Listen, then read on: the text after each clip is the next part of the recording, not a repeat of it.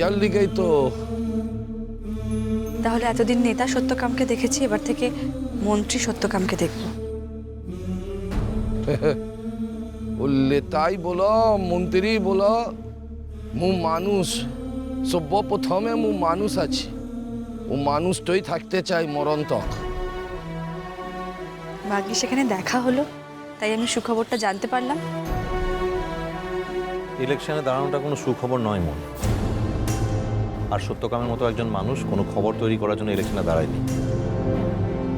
সেই ইলেকশনে দাঁড়াচ্ছে জনসাধারণের জন্য কিছু করার জন্য। আর যদি এই ইলেকশন জিতে সেই বাধা পেরোতে পারে, তাহলে তার হাতে কিছু ক্ষমতা আসবে। আর সেই ক্ষমতা সে মানুষের ভালোর জন্য ব্যবহার করতে পারবে, এবং সেই ক্ষমতা দেবে মানুষরাই।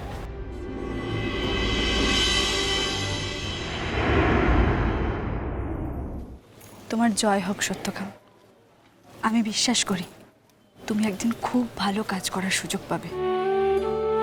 একটু কথা বুঝি নাই, একটু কথা বুঝি কি ও মানুষের লিগে, ওদের পেটে ভাতের লিগে, ওদের লেখাপড়ার লিগে, ওদের কামের লিগে মরণ তক কাম করে যাব। স্বাস্থ্যের লিগে। আর মরবার আগে এই তো দেখে যেতে চাই কি পলাশমণির লোকজন ওরা সম্মানটা নিয়ে, ওদের অধিকারটা নিয়ে মাথা উঁচু করে বাঁচছে। এটাই শুধু চাই। একদিন তুই তো বলেছিলি তুই মুদের অধিকারটা লড়াইটোতে থাকবে।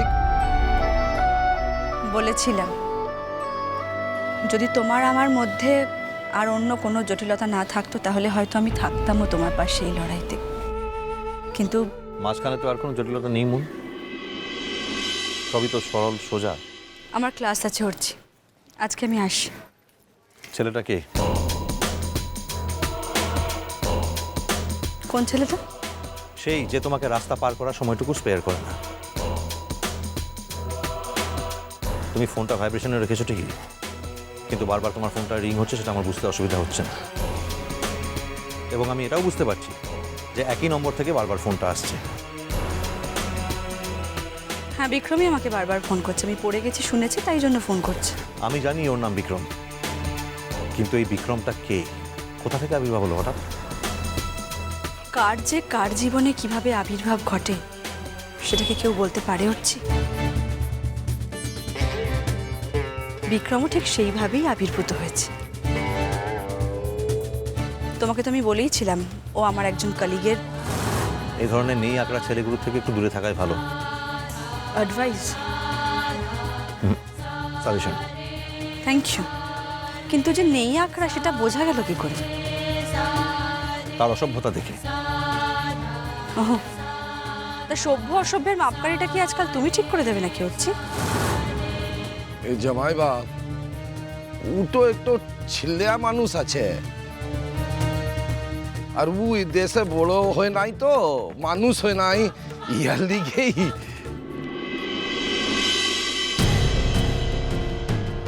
একজন অজানা অচেনা ছেলেকে প্রোটেক্ট করার কোনো দায় তোমার নেই সত্যকাম। এবং সে মুনের পরিচিত বলে যেটাকে আমরা নির্দোষ বলে ধরে নেব, তার তো কোনো মানে নেই।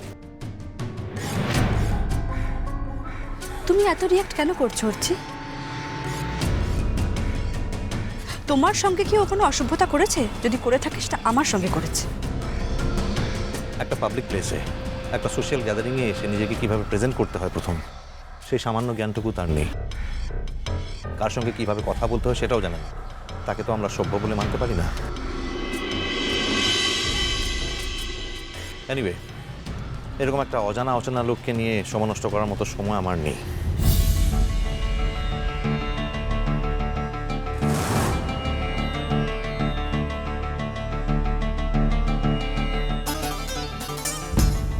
ফোনটা বারবার বাজছে, বোধহয় খুব অস্থির হয়ে রয়েছে।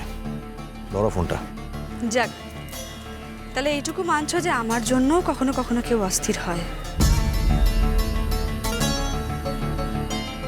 জোকস অ্যাপার্ট, সত্যকাম আসছি। বুড়ো বিটি, তোর সঙ্গে দেখাটো হইয়ে ভালো হইলো। সাবধানেতে থাকিস।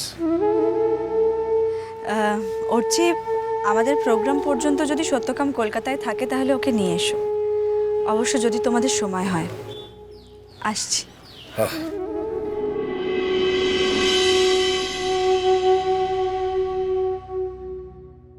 জামাই বাপ, কারোর জীবনের চাবিটা তো মুদের হাতে তো নাই। তো সে যদি ওর মতো বাঁচতে চায় তো মুদের কি অসুবিধা? হঠাৎ এই কথা? বড় বেটি ও ওর মতো বাঁচতে চাইছে। সত্যকাম মন খুবই ইমোশনাল মেয়ে, আর তাই ও সবাইকে খুব সহজে বিশ্বাস করে নেয়, আর তাই বারবার জীবনে ঠকেও। ও ঠকতে ঠকতে ঠিক শিক্ষা যাবে গো, শিক্ষা যাবে। ইটো শিক্ষার একটু পথ বটে। ও গোড়াতে তুমি যদি সাবধান করে দাও না, ও শিক্ষাটা থেমে যাবে, হবে একলাই। ঠকতে দাও, শিখতে দাও।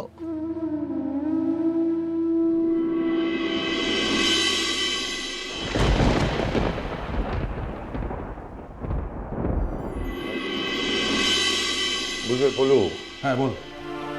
যে নার্সিংহোমে কাট করা আছে ওদের ওখানে একবার একটা টেলিফোন করে নেওয়া ভালো। হ্যাঁ, আমিও তাই ভাবছিলাম। জানো মেসরপো সকাল থেকে শরীরটা ভালো নেই বলছে তো, সাজবাতি উঠতে পারছে না, শুয়ে শুয়ে আছে। আমি তো এইমাত্র দেখে এলাম দিদি ভাই, খুব পেটে ব্যথা করছে যেন। কঙ্কা বসে পেটে তেল মালিশ করছে, মেসি ভাইও আছে, খুব কষ্ট পাচ্ছে। ধৃতিকেও কিরকম নার্ভাস লাগছে। না না, ভয়ের কিছু নেই, প্রথমবার তো ওর একটু কষ্ট হয়। কিন্তু দাদা এটার তো এখনো মাসখানেক দেরি আছে।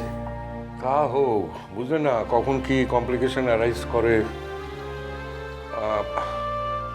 না না না, আর খানিক্ষণ দেখে ওকে নার্সিংহোমে নিয়ে যাওয়াটাই বেটার।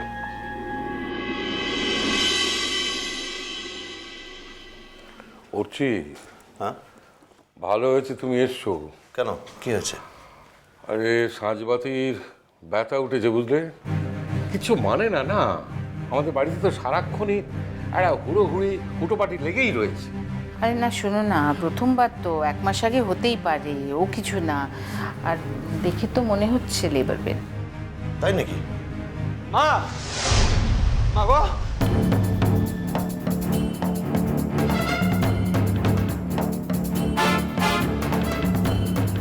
কি হয়েছে বাবু? মা, সাঁঝবাতি খুব কষ্ট পাচ্ছে মা, খুব কষ্ট পাচ্ছে। এত কষ্ট যে চোখে দেখা যায় না, ক্রমশ বেড়েই যাচ্ছে। কি করি বলো তো? কঙ্কা মালিশ করছে কিন্তু কিছু হচ্ছে না। কি করবো কিছু বুঝতে পারছি না। শোন না, তুই অত চিন্তা করিস না, অত চিন্তা করিস না। এই সময় একটু এরকম হয় তো। আর ওই তো মেসরপো নার্সিংহোমে কথা বলে রাখছি, সেরকম দরকার হলে আমরা এক্ষুনি ওকে নিয়ে যাবো। ঠিক আছে, তুই অত ভাবিস না, অত চিন্তা করিস না, কিচ্ছু হবে না। না জেঠিমণি, দরকার হলে নয়।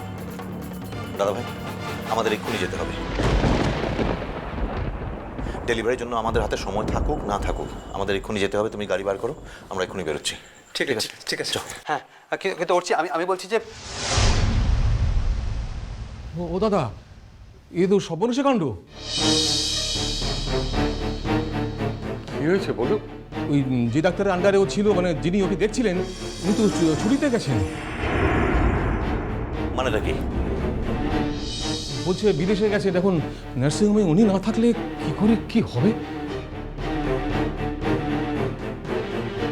আরে ঠিক আছে, অন্য ডাক্তার তো আছে ওখানে, অন্য কি? কিন্তু এতদিন ধরে একজন পেশেন্টকে ট্রিট করে হঠাৎ নেই, মানে ব্যাপারটা কি? হ্যাঁ ওরছি, বলছি ওখানে চল লাগে, নিয়ে যায় সাংবাদিক, ওখানে গেলে ব্যাপারটা জানা যাবে। অনেক সময় রিসেপশন থেকে ভুল খবর দেয়। দাদা ভাই, রিসেপশন থেকে কোনো ভুল খবর দেয় না। উনি সত্যিই নেই, তাই জন্য খবরটা দিয়ে গেছেন। বলছে হঠাৎ হয়তো বিদেশে যেতে হয়েছে, এরকম আর কি। এতটা ইরেসপন্সিবল কি করে হতে পারেন উনি? এতদিন ধরে একজন পেশেন্টকে দেখে এখন দরকারের সময় নেই। ওরছি, আমি বলছি প্লিজ আগে চল না, আগে যা, ওখানে যাই। ওখানে না গেলে কিছু বোঝা যাচ্ছে না। প্লিজ চল, ওখানে নিশ্চয় কোনো ব্যবস্থা আছে। চল না প্লিজ চল। রেসপন্সিবল, আমি কমপ্লেন করব। বলছি এখন মাথা গরম করার সময় নয়। ইমিডিয়েটলি সাঁঝবাতিকে নার্সিংহোমে নিয়ে যাও। দোয়েল পাখি বলছি তুমি সাজবাতিকে রেডি করো না, তাড়াতাড়ি আমি গাড়ি বের করছি, প্লিজ তাড়াতাড়ি করো। ও দিদি ভাই আমি সাজবাতিকে রেডি করে নিয়ে আসছি। বলছি গয়নাকাটিগুলো সমস্ত খুলে বাড়িতে রেখে দেবো তো? হ্যাঁ তা তো বটেই। আসুন ওকে ধরে ধরে আস্তে আস্তে নিচে নিয়ে আয়, এখানে নিয়ে আয়। হ্যাঁ, আমি আছি। জেঠুমনি, যদি ওই নার্সিংহোমে কোনো অ্যারেঞ্জমেন্ট না করা যায় তাহলে অন্য কোথাও তো অ্যাডমিশন নেবে না, কার্ড তো নেই যেহেতু। তাহলে বুঝতে পারছি না। মিষ্টি যেন জানতে না পারে ওর আশাটা তোমরা দুজন পছন্দ করনি। তোমার বউকে বারণ করে দিও, আমি কিন্তু সাবধান করে দিলাম।